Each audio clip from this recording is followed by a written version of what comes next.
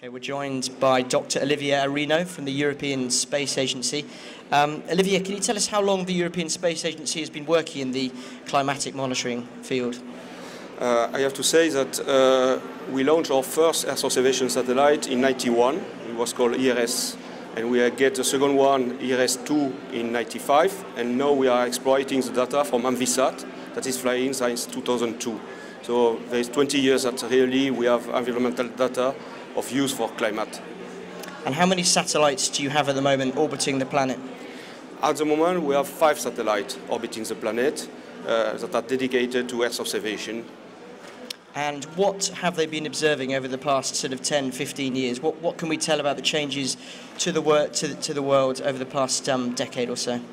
I mean, we definitively see, together with altimeter from NASA, CNES and ESA, sea level increase, a global sea level increase, which is not the same everywhere. Some places it's decreased, but we definitively see decreasing of sea ice extent at the end of the summer period, as well as glacier mass balance decreasing.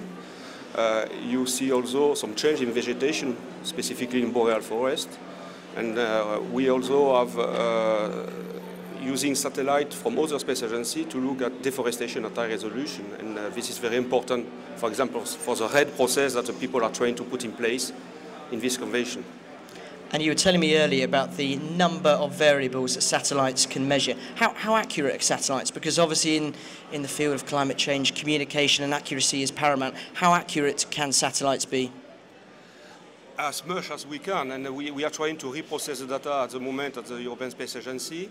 We have a program called the Climate Change Initiative, which aims at reprocessing all data available for 12 of these essential climate variables in order to get the better accuracy, the better uniformity and consistency in time.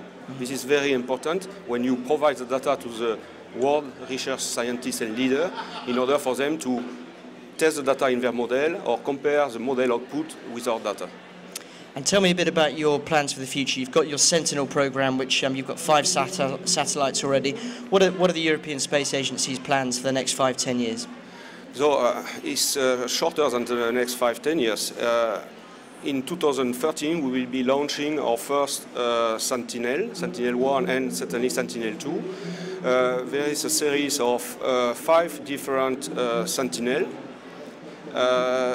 dedicated to operational monitoring of the environment. Some are radar data, some are the continuity or Landsat or Spot high-resolution optical sensor.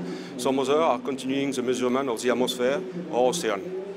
And this will ensure that the world scientists will have public access, free and open data policy behind, has been voted by the member of the European Space Agency, access to this data in order to check what the models are predicting.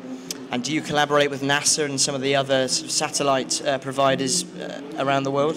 Definitively. For example, we intercalibrate our satellite with USGS or NASA one. We also work through the Committee of Earth Observation by Satellite in order to respond to the need of the user, the needs that have been expressed by the Global Climate Observing System. We have definitively meeting them each of the time for each of the satellites, and we try to do our best with the means that we have.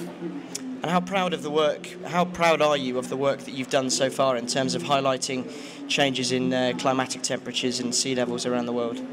I mean, I can say that the satellite are the only source of global consistent monitoring. Without the satellite, you won't have been able to see the ozone hole in the past. You won't be able to see the Arctic ice retreat, the world glacier retreat, the sea level rise, or eventually other changes in the vegetation.